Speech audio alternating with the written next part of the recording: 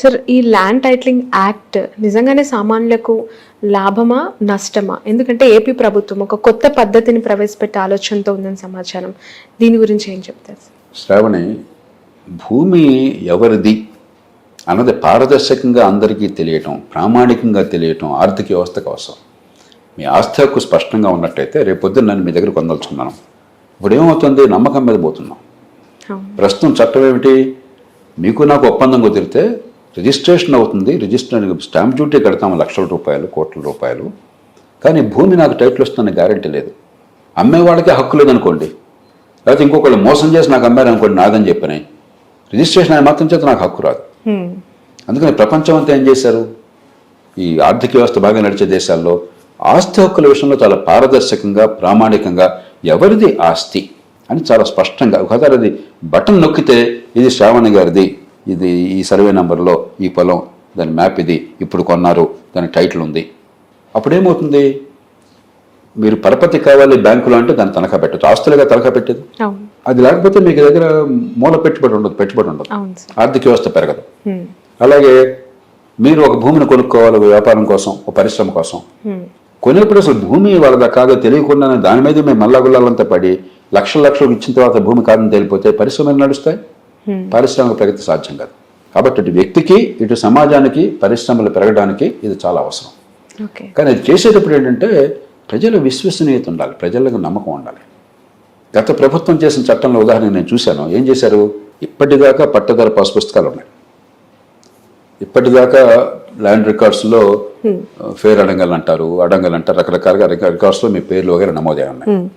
ఏ రకమైన వివాదాలు లేనప్పుడు, పట్టదారు పాస్ పుస్తకం ఉన్నప్పుడు, మ్యూటేషన్ జరిగినప్పుడు మీ పేరుతో వాళ్ళను కూడా నువ్వు వచ్చి 15 రోజులు రిజిస్టర్ చేసుకోవాలా, లేకపోతే నీ భూమి పోతుంది, మా ఎంఆర్ఓ గారు ఏం చెప్తే అదే ఫైనల్, ఆ పైన అప్పీల్ కూడా లేదు, ఆ పైన వెళితే ఆర్డీఓ దగ్గరికి వెళ్ళొచ్చు, ఆ పైన ఇంకొకటి, కానీ హైకోర్టు తప్ప ఇంకో అప్పీల్ ఎవరికి లేదు అని చెప్పంటే నమ్మకం కుదురుతున్నారు కదా. ఈ దేశంలో మన పరిపాలన వ్యవస్థ మీద నమ్మకం ఉందా మనకి ఎవరన్నా? కాబట్టి కనీస జాగ్రత్తలు తీసుకోకుండా, పొరపాటు సంస్థలను విశ్వాసం లేకుండా ప్రభుత్వం మాకు అధికారం ఉందో మేము ఇష్టం చేస్తూ ఉన్నారు. కొన్ని వేల సంవత్సరాలుగా ఈ దేశంలో పరిపాలన సాగుతుంది, అశోక కాలం నుంచి సాగుతుంది, ఇక కొత్త కాదు. ఎవరు కూడా భూమి విషయంలో చాలా అంత క్యాజువల్గా, చాలా యథాలాపంగా వ్యవహరించాలి, చాలా జాగ్రత్తగా. భూమి అన్నది ప్రాణాంతకం ఈ దేశంలో. చాలామంది ప్రాణమైనా కోల్పోవడానికి సిద్ధంగానే ఉన్న తల్లిదండ్రులు వారసత్వం ఇచ్చిన భూమిని కోల్పోవడానికి సిద్ధంగా ఉంటారు. అవును సార్, అదొక ఎమోషనల్ అటాచ్మెంట్. కాబట్టి ఈ జాగ్రత్తలు తీసుకున్నట్టయితే నాకు భూమి ఎక్కడికి పోదు, అధికార యంత్రాంగం నన్ను మోసం చేయలేదు, నా తరతరాలుగా నా కుటుంబంతో ఉన్న భూమి ఎక్కడికి పోదు. ఇప్పటిదాకా బోర్డంత తంటరబడి 45 ఏళ్ల క్రితం ఎప్పుడో పట్టదారు పాస్బుక్ చట్టం వచ్చింది. చాలా కాలం పాటు పట్టదారు పాస్బుక్లు అందే కదా, లంచం లేకపోతే అక్కడ కూడా వచ్చేది కాదు. నేను లోక్సత్తా ఉద్యమం ప్రారంభించిన కొత్తలో 25 ఏళ్ల క్రితం ప్రతి సభలో అడిగేవాడిని, లంచం లేకుండా మీకు పట్టదారు పాస్బుక్ వచ్చిందా అని. లేచిన చేతులు చాలా తక్కువ. ఇప్పుడు క్రమక్రమంగా బాగుపడింది. పూర్వంతో పోలిస్తే పట్టదారు పాస్బుక్లు వస్తున్నాయి, మ్యూటేషన్లో కొన్ని అవుతున్నాయి. అవి కూడా లెక్కలు తీసుకోకుండా మళ్ళీ లేడీకి లేచిందే పెరుగున మళ్ళీ మొదలెడతానంటే ఎట్లాగా? కాబట్టి సంకల్పం మంచిదే కావచ్చు, కానీ చట్టం చేసిన తీరు చాలా అభ్యంతరకరము. ఆ పొరపాట్లు సవరించి ఇక ఈ టైటిల్ విషయంలో సందేహానికి ఆస్కారం లేకుండా అంత నమ్మకాన్ని చూరగొడుతుందంటారా సార్ ప్రభుత్వం? అంటే చేసిన ఏర్పాట్లను బట్టి, ఇప్పుడు చేసిన ఏర్పాట్లను బట్టి ఒకటి మీ మీద నమ్మకం ఉండాలి, ప్రభుత్వ వ్యవస్థగా మీ మీద నమ్మకం ఉండాలి, నమ్మకం ఉండేట్టుగా మీరు వ్యవహరించాలి. మీరు ఏర్పాటు చేసిన పద్ధతులు పొరపాటు ధరల్లో కూడా న్యాయం జరుగుతున్న విశ్వాసం కలిగే రీతిలో ఉండాలి. అదంతా ప్రజల ముందు పారదర్శకంగా పెట్టాలి. నాకేదో చట్టం చేసే అధికారం ఉంది కాబట్టి శాసనసభలో చేసేస్తాను, మీతో సంబంధం లేదనుకుంటే భూమి మీది, మీకు నమ్మకం కలగాలి. కాబట్టి మీ ముందు చర్చ పెట్టాలి, ప్రజల్లోకి చర్చ రావాలి. అంచేత సరిగ్గా చేస్తే ఖచ్చితంగా చేయొచ్చు. ఇప్పుడు నేను ఎన్నోసార్లు భూమిని సేకరించాను. 2 సందర్భాలు బాగా గుర్తున్నాయి నాకు. సబ్ కలెక్టర్గా ఉండగా నేను వెళ్ళిన కొత్తలోనే ఒక డిగ్రీ కాలేజీకి భూమి కావాల్సి వచ్చింది, గవర్నమెంట్ డిగ్రీ కాలేజీకి. అరగంటలో భూమిని సేకరించాను నేను, అరగంటలో. రైతులందరినీ కూర్చోబెట్టి, బాబు ఈ 15 ఎకరాల భూమి డిగ్రీ కాలేజీకి కావాలి, ప్రభుత్వం పెడతాను, మన పిల్లలకే వచ్చేది, కాబట్టి మీరంతా ముందుకు రావాలి. సంతోషం సార్ అన్నారు. కానీ గవర్నమెంట్ డబ్బులు ఇవ్వచ్చు సరిగ్గా ఏమన్నారు. నేను మీకు 2 హామీలు ఇస్తున్నాను, ఈ ఎక్విజిషన్, ఈ గొడవలని వద్దు, మార్కెట్లో రేట్ ఎంత ఉంది సార్, ఇవాళ రేట్ ఎంత ఉంది ఎకరానికి, 20,000 ఉంటే నేను ఇంకో 10,000 ఎక్స్ట్రా వేస్తాను, 30,000. 15 రోజుల్లో మీకు డబ్బు వచ్చి ఏర్పాటు చేస్తాను నేను భరోసా. మీరంతా ఇప్పుడు కలిసి రండి అని చెప్పంటే 15 నిమిషాల్లో కలిసి వచ్చారు. నమ్మకాన్ని నిలబెట్టుకోవాలి. అలాగే కరెక్ట్గా ఉన్నప్పుడు ప్రకాశం జిల్లాలో మిల్క్ పౌడర్ ఫ్యాక్టరీ ఒకటి కావాలి. ఆ రోజుల్లో ప్రకాశం జిల్లా డైరీ చిత్తూరు నెంబర్ 1, ప్రకాశం నెంబర్ 2. ఇప్పుడు చిత్తూరు తర్వాత నాశనం చేశారు. ప్రకాశం నెంబర్ 2 ఇది మిల్క్ కలెక్షన్లో ఉపయోగం. ఉమ్మడి రాష్ట్రంలో అన్ని జిల్లాల్లో కూడా చాలా ఎక్కువగా ఉండేది. మిల్క్ పౌడర్ ఫ్యాక్టరీ పెట్టాలని ప్రతిపాదన వచ్చింది.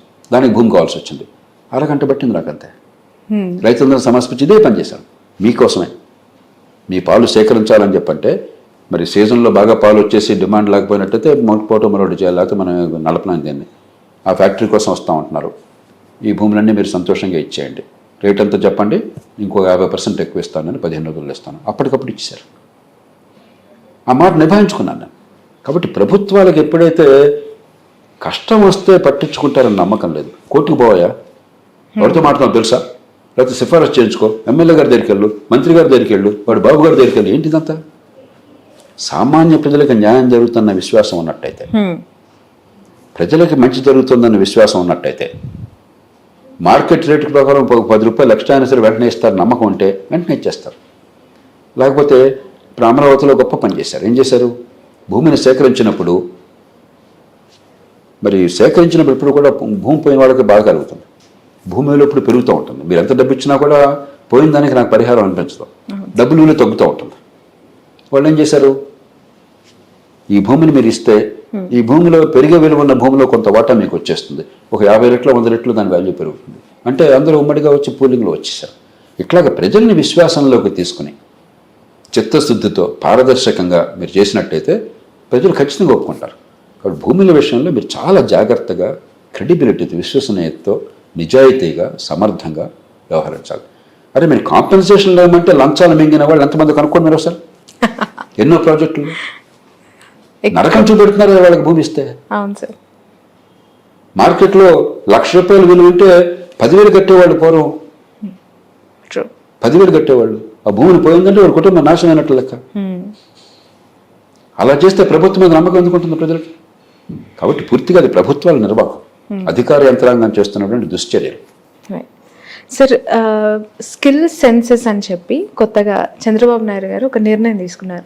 అసలు ఏం సార్ దీని అర్థం ఏంటి? దీనివల్ల నేను పూర్తిగా సమర్థిస్తున్నాను. ఎందుకంటే ఇందాక అనుకున్నాం రిజర్వేషన్ విషయంలో ఏంటి సమస్య? డిగ్రీ బ్రహ్మాండంగా ఉంటుంది, పట్టుకొస్తే అక్షముఖరాలు. డిగ్రీ కాగితాల నుంచి ఉద్యోగం ఎక్కడ రాదు. ఉపాధి అన్నది సమాజంలో మనందరికీ కావలసిన వస్తువుల్ని, సేవల్ని ఉత్పత్తి చేయగలిగితే అది వాళ్ళకు ఉపాధి అవుతుంది, మనకే సేవలు అవుతాయి. మీ కెమెరామన్ ఉన్నాడు, ఆయన ప్రకాశం జిల్లా నుంచి అని చెప్పి, కరీంనగర్ జిల్లా నుంచి అని చెప్పాడు, గోదావరి కిరణి. ఆయన ఖమ్మం జిల్లా నుంచి అన్నాడు. ఈ కెమెరా వీడియో తీయడం చేత కాలేదు అనుకోండి ఆయనకి. మీరు కూర్చోబెట్టి జీతం ఇవ్వగలరా? సర్టిఫికేట్ చూపెట్టాడు, వీడియో తీయడం చేత కాదు, కెమెరా యాంగిల్స్ తెలియదు, లైటింగ్ తెలియదు, దాన్ని ఎలా వాడాలో తెలియదు. మీకు ఉపయోగం ఉందా? లేదు. ఎప్పుడు ఆయనకు ఉపాధి అవుతుంది? మీకు పనికొచ్చే పని చేస్తే. ఆయనకి జీతం రూపంలో ఉపాధి దొరుకుతుంది, మీకు సేవ అందుతుంది. ఏ పనైనా అంతే. కారు డ్రైవర్ కావాలా, సర్టిఫికేట్ ఉంది సార్, డ్రైవింగ్ రాదు నాకు, నేను కూర్చోబెట్టి జీతం అన్నట్టు తీసుకుంటారు మీరు?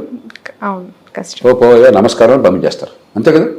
Hospitality industry is a people-liked industry. It gives me the license to be creative and to be a constant learner. I'm lucky to have Sun as my driving force towards my goal. Sun International, Hyderabad, Visakhapatnam.